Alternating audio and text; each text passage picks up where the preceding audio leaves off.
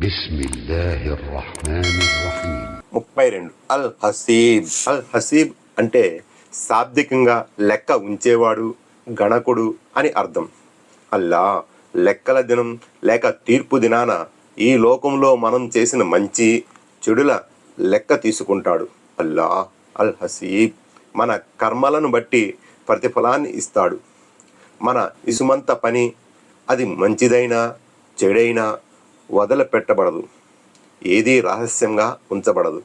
ఎవరు అల్లాహను విశ్వసించారో ఎవరు విశ్వసించలేదో ఆ రోజు తేలిపోతుంది. ప్రతిదీ ఆ తీర్పు దినాన లెక్క తీసుకోబడుతుంది. అల్ హసీబ్ మాత్రమే మన పరలోక జీవితాన్ని నిర్ణయిస్తాడు.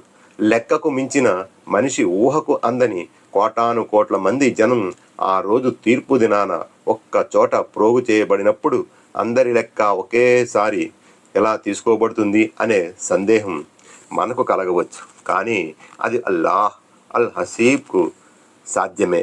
అది ఎలా అంటే ఈ ప్రపంచంలో మనుషు జాతే కాదు, మనం చూసేవి చూడలేనివి ఎన్నో రకాల జీవులకు ప్రాణులకు నింగిలో నేలపై నీటిలో అవి ఎక్కడున్నా వాటికి ఒకేసారి ఆహారాన్ని సమకూరుస్తున్నాడు ఆ స్వామి పోషకుడు అయిన అల్లాహ్.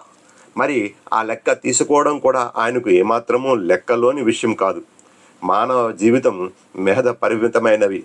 మనం కొంతకాలం మాత్రమే ఈ ప్రపంచంలో జీవించగలుగుతాం, కొంత మేరకు మాత్రమే ఆలోచించగలం. అలాగే మన దృష్టి వినికిడి పరిమితమైనవి. అల్లాహ్ వీటన్నిటికీ అతీతుడు, ప్రతీదీ ఆయనకు సాధ్యమే. కాబట్టి అలాంటి శక్తిమంతుడు మహిమాన్వితుడు మన సృష్టికర్త పోషకుడు తీర్పు దినానికి యజమాని అయిన ఒక్క అల్లాహ్ అల్ హసీబ్ను మాత్రమే విశ్వసించి ఆయన్ని ఆరాధించడమే మనిషికి అన్ని విధాలా శ్రేయస్కరం. చీకటితో పాటు వెలుగు, రాత్రి తర్వాత పగలు ఉన్నట్లే మనకు కష్టాల వెంట సుఖాలు ఉన్నాయి. మనిషికి ఈ ప్రపంచంలో ఎన్నో సమస్యలు ఎదురవుతాయి. అల్లాహ్ పట్ల విశ్వాసముంచి ఆయనపైనే భారం మోపి ఎంతటి పెద్ద కష్టాల కడలి అయిన పర్వతమైన ఇట్టే ఒక్క క్షణంలో మాయమైపోతుంది. ఆయన తప్ప మరెవ్వరూ మనిషిని ఆదుకునేవారు లేరు. ఆయన తప్ప మనం లక్షించేవాడు ఎవరూ లేరనే రహస్యాన్ని మన మనసుల్లో పాదుకునేలా చేయాలి.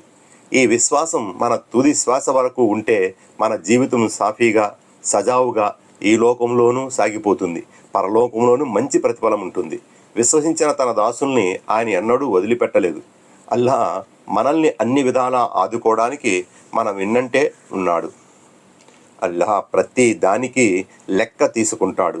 అల్లాహ్ ఆయన తప్ప వేరే దైవం లేడు. ఆయన మీ అందరినీ ప్రళయదినం నాడు సమావేశపరుస్తాడు. అది రావటంలో ఏ మాత్రము సందేహం లేదు. అల్లాహ్ మాట కంటే మరెవరి మాట నిజం కాగలదు. దివ్య ఖురాన్ 4:86-87.